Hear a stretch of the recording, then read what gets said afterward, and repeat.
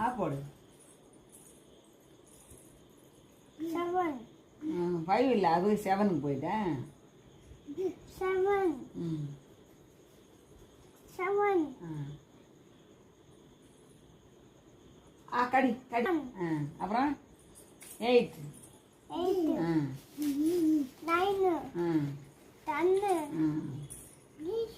10 முதல்ல ஃபர்ஸ்ட்லேருந்து சொல்லு. 1 1 ம் 1 2 2